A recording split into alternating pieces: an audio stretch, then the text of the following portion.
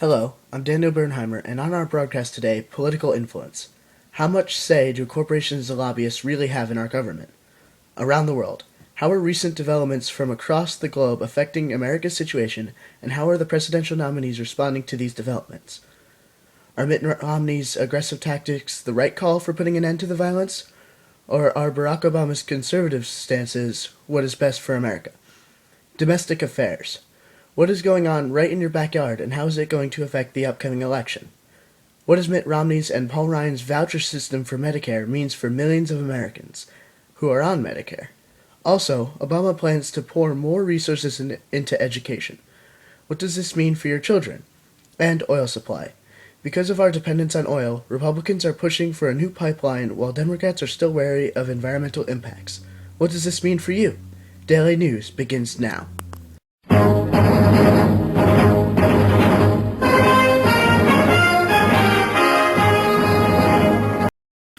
From Jammed World Headquarters in Austin, Texas, this is Jammed Daily News with Jordan Isler, Alec Cantor, Max Mateo Bryan, and Dan Bernheimer. This year we are seeing a lot of discussion about the influence of corporations, both American and foreign, in the election. This is the first election since the establishment of the public financing system in which neither candidate has accepted public funds. Accepting this public funding would mean that the candidate's campaign spending would be restricted. This system was set up to help ensure that the presidential election is not just bought by the highest bidder. There is a lot of controversy about whether companies should be allowed to be this involved in a governmental election. Conservatives argue that this is an issue of freedom of speech. They believe that corporations should be considered people and therefore be given the same rights that people are given. They claim that donating excessive amounts of money to candidates that a corporation favors is just another form of freedom of speech.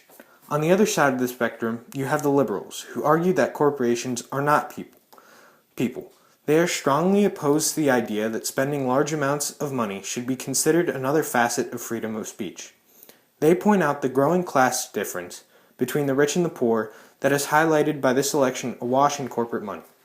Not to mention that the millions spent by corporations campaigning for both sides could and should have been spent on other more charitable causes. Here in our own state of Texas, our population tends to lean predominantly towards the Republican side on many key issues, one of which is the influence of corporate money in the 2012 presidential election. Although it's only fair to mention that Democrats, too, have begun to rely more and more on corporate money. However, the Republicans still tend to have a more conservative point of view, and they continue to accept more corporate money than the Democrats. The general consensus here in the state of Texas is that corporate money should be considered a facet of freedom of speech, that corporations are people too, and that all this corporate money will not corrupt the election and allow it to be bought. I personally disagree with the notion that money should be treated like just another way to express one's right to freedom of speech. I believe that the presence of excessive corporate money in elections corrupts and undermines the democratic process. By allowing corporations to spend unrestricted amounts of money on candidates they like, we are essentially putting political power in the hands of a few. This is absolutely unacceptable. The whole idea of democracy revolves around the idea that the entire population of a state is given equal political power. Now to Jordan. Thanks, Max. Today I'm going to talk to you about lobbyists and their influence in the political world. A lobbyist is a person, organization, or company that donates money to a politician to either help that person in their running for a political office or to influence their decisions once they are already in office. Lobbyists are used by both the Republicans and the Democrats and are completely legal. In fact, lobbying is protected by the First Amendment, which states, quote, Congress shall make no law abridging the right of people peaceably to petition the government for a redress of grievances, end quote. However, Congress probably has no intention of trying to write up a law against lobbying, as its members regularly take full advantage of lobbyist donations. Over the past couple of years, the number of registered lobbyists, as well as the amount of money they donate, has declined. Total lobbyist donations went from $3.55 billion in 2010 to $1.68 billion this year. The number of registered lobbyists declined from 12,975 in 2010 to 11,702 this year. The reason for the decline in the number of lobbyists and their donations lie with the state of the economy. Despite the fact that these people and organizations have considerable amounts of money to spend, and some of them continue to do so. Others would rather wait for a more economically stable time and have dropped out of the lobbying game. In the presidential election, both the Democratic Party and the Republican Party have received considerable amounts of money from lobbyists. The Obama campaign has received $18.9 million in lobbyist funds, and the Romney campaign has received about $10.1 million. This is just one example of lobbyist influence, as all the money coming into both campaigns means more ads can be bought, more conferences, speeches, and public events can be booked, and these things could change the course of the election. If affecting the choice of the next president isn't political influence, I don't know what is. I personally don't have an opinion on this topic. Both parties use lobbyists, both parties will continue to use them, and they are protected by the First Amendment. Is it fair that those with more money have a bigger say in government? Absolutely not. However, this process isn't going to change anytime soon, and there's no use wasting breath saying that I'm not a fan of it. That's all I have for you today on this topic, and I hope you learned something new about how our government works. Next up is Alec with a segment on what is happening around the world. Thanks, Jordan. As if our national issues are not enough, there are international issues to add to the list of problems America has. One of these problems is Iran and its nuclear program. Although Iran claims that it is only refining uranium for peaceful energy purposes, it is clear that they are intending to make a nuclear weapon. This is obvious because nuclear-grade uranium has to be enriched to a certain point, which is way above the amount needed for peaceful energy purposes. And as satellite images have shown, Iran is making this uranium at the nuclear-grade level, making their efforts for a bomb very obvious. So far, the U.S. and our allies around the world, such as Britain and Israel, have imposed crippling sanctions against Iran. This is currently wreaking havoc on their economy. In addition to these sanctions, governments around the world, in an effort to stop the enrichment process, are conducting cyber attacks and sabotage. The most significant of these attacks was the Stuxnet virus that destroyed 1/5 of Iran's centrifuges that enriched the uranium. This delayed their nuclear efforts by at least 3 years.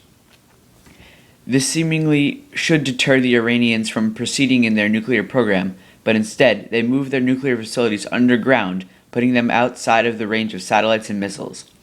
If they do achieve nuclear weapons, we won't be able to see them or destroy them due to their secretive location. This has caused a major controversy around the world. One of our closest allies, Israel, wants to go ahead and bomb Iran right now, but diplomatic pressure has held them back. This is a good thing because research has now shown that attacking Iran will only cause the world situation to worsen because Iran would stop supplying oil, which would ruin many economies, and they would sponsor more American terrorist groups. The correct course of action would be to tighten the sanctions, put new ones in place, and continue cyber attacks and sabotage. As we all know, Syria is going through a very serious and violent civil war. The government has been bombing cities such as Aleppo and has been killing its own citizens in an attempt to silence a very persistent rebel base. This is obviously a terrible problem in the Middle East, but has also caused controversy here in the United States. The question here is, what do we do about the rebellion, and how should we participate in this conflict? Both Republicans and Democrats agree that something must be done, but disagreement arises on how we should go about helping the Syrian people. On the left is President Obama and his stance on the issue. According to the LA Times, he says that we should not take serious military action in Syria, but we should send non-lethal aid to the rebels. This non-lethal aid includes communications equipment and medical supplies.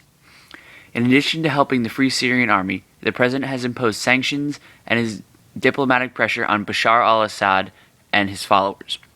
The main reason for doing this is because President Obama does not want a negative response to an already war-weary country at home right before an election that he does not want to set off countries like Russia that are allied with Assad. On the other side of the issue are the Republicans. The Republican point of view is split, but the major consensus is that the U.S. should supply weapons, training, and intelligence needed to help the rebels win. Governor Romney's stance is a little more assertive, but he will never admit to wanting troops on the ground due to the fact that he would lose the election if he promises another war. In a video on CNN, Mr. Romney stated that by not taking action, we would be losing a potential ally in the Middle East. Since our great state of Texas is mostly Republican, we agree with the governor and the general Republican consensus. I also agree that military action must be done, but I do not think that we should put boots on the ground. We should only be using air support and other types of attack that do not put American lives at risk. And now for a segment on Libya by our Dan Bernheimer. Over to you, Dan. Thanks, Alec. As we all know, one of the most pressing issues facing our nation is the volatile situation in the Middle East. Recent developments have been a thoroughly discussed topic between the President of the United States, Barack Obama, and the Republican presidential nominee, Mitt Romney. Both sides agree that the attack on the consulate in Libya is a terrible tragedy, as is any loss of American life overseas. And both agree that a certain amount of action should be taken. However, too much action could start another unwanted war in the Middle East, and too little would not solve the problem. This is where the two political parties' points of view differ. The Democrats feel that a warning should be issued and heightened security should be set in place at all consulates in the Middle East. They feel that this is enough to prevent further loss of American life. However, the Republicans feel that this is not a strong enough course of action and that force should be used to ensure that this kind of attack never happens again. Mitt Romney has openly criticized the Democrats' lack of action, saying that America needs to send a message to the terrorists.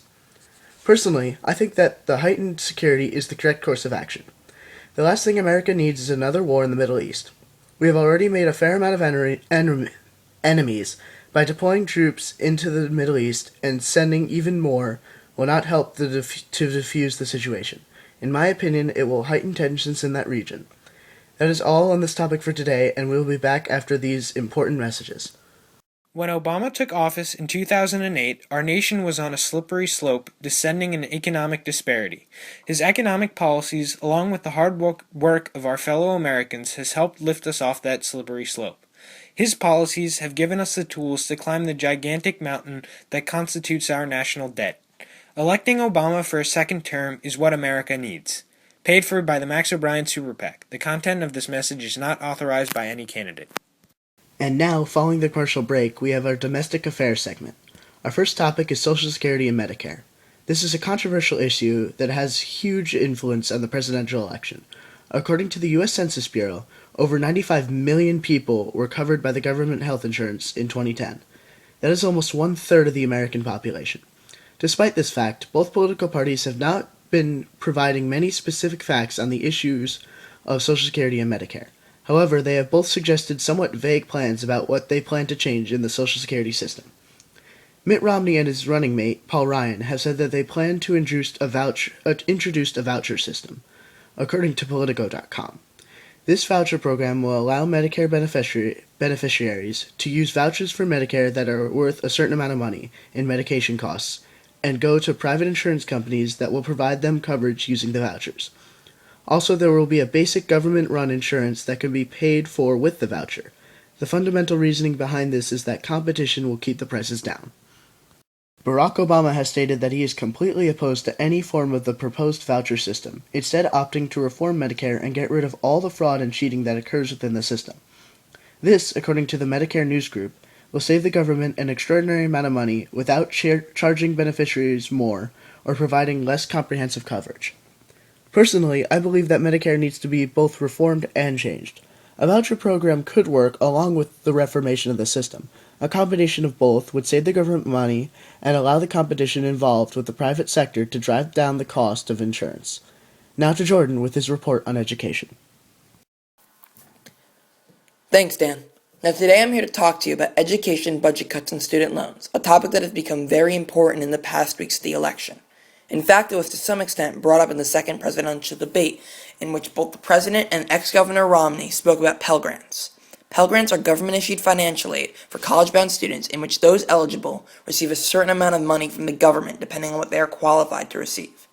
Mitt Romney said that he would make Pell Grants more available to a wider range of college-bound students if elected president. President Obama mentioned how in his 4 years as president, he has managed already to make Pell Grants much more available and that he plans to continue to do so. This is about the extent of which the two candidates agree and that they both want to make financial aid more accessible to students. On the Republican side, Mitt Romney's choice of Paul Ryan as his running mate is an indication of the party's feelings on education. As Ryan's website says, quote, stagnant student achievement levels and exploding deficits have demonstrated that massive amounts of federal funding and top-down interventions are not the way to provide America's students with a high-quality education, end quote. Romney, Ryan, and the Republican Party feel that government should not be as involved in education as it currently is.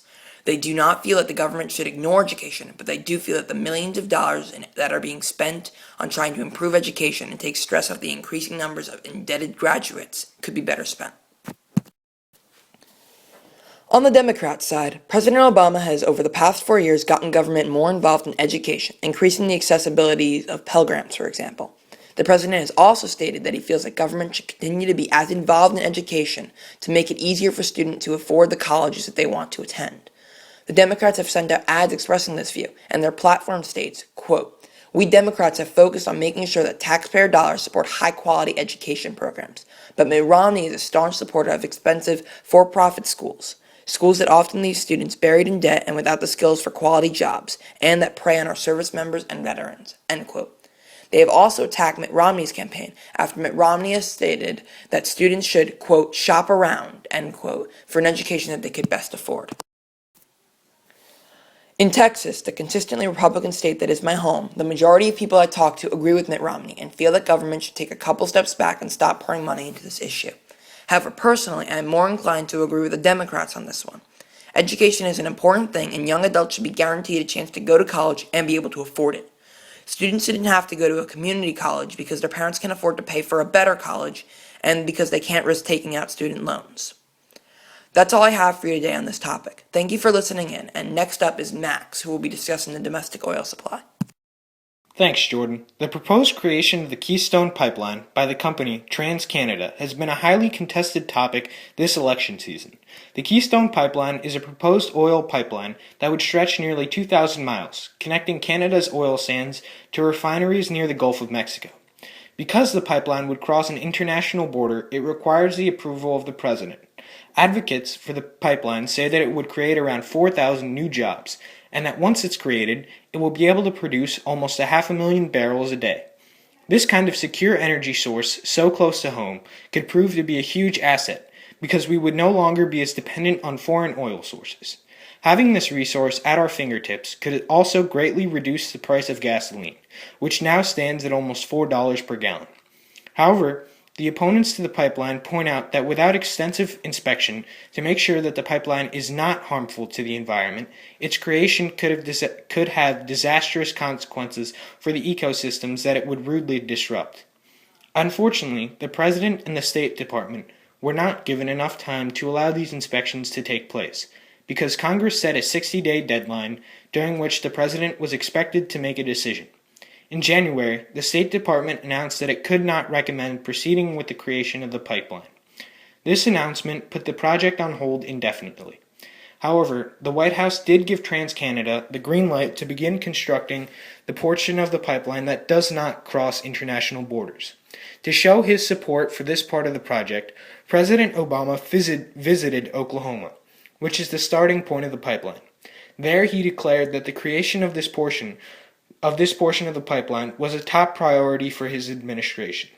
Romney has openly criticized the president's stance on the issue, saying that if he is elected president, he will allow the creation of the entire pipeline. According to the New York Times, overall, more Democrats agree with the notion that the creation of the full pipeline should at least be postponed until it is clear what consequences its creation will have for the environment. And most Republicans have come to the consensus that the creation of the full Keystone Pipeline should be a top priority, because it would create a lot of jobs and would eventually lower the cost of gasoline. As you can see from numerous surveys, our state of Texas is predominantly Republican, and therefore the majority of our population agrees with the notion that the creation of the pipeline should be a top priority. I personally agree with the Democratic consensus that the creation of the full Keystone Pipeline should be postponed until we are certain that it will not negatively impact the environment. Waiting until its inspections have been carried out would not hurt the project in any way, and it would protect the creator of all the world's resources, the environment. Now back to you again, Jordan. Thank you, Max. Today I'm going to talk to you about the election in the state of Texas. Here in Texas, most people are leaning towards the Republicans and Mitt Romney. This is not a surprise for most of the country, as Texas had been a, quote, red state for decades. About 3 decades, in fact, since 1978, where our state's leaning as a whole shifted from Democratic to Republican. when Ronald Reagan was elected president. With the current election, this is not expected to change. Based on every projection and every prediction for the outcome of this election, Romney will win Texas easily. However, this might not be the case for upcoming presidential elections. Over the past decade, the number of Hispanic people in Texas has increased dramatically, making this minority group a slim majority of the Texas population. Because most of these Hispanic people are Democrats, this should mean a change in Texas from a red state to a blue state. However, insofar there has been no change. This is as a result of a few things. 1. The Democratic Party has not invested much money in trying to win the state over. 2. The local Democrats aren't well organized and hold few government positions both on the local and federal level. And 3. The Hispanic turnout for voting isn't great, meaning that though Texas has the people to make it a blue state, the people who can bring about this change don't care enough to do so. So for the time being, the majority of voters in Texas are siding with the Republicans. As a result, the views of these people correspond with the views of their elected officials. On the topic of abortion, they are pro-life and believe that abortion should be illegal. On the topic of Obamacare, the majority are strongly against it. The voters from Texas very strongly support Mitt Romney, and for this election, there is no doubt that it will be a red state once again. That is all I have for you today on this topic, and last but not least is Alec, who will be telling you all about the fact-checking process. Thanks, Jordan. The final topic of today is fact-checking. The process of fact-checking starts with a politician saying something that might not necessarily be true. This is common in the political world when a person running for office tries to make him or herself look better or tries to make the other candidate look worse. This usually happens by skewing the facts or just flat-out lying.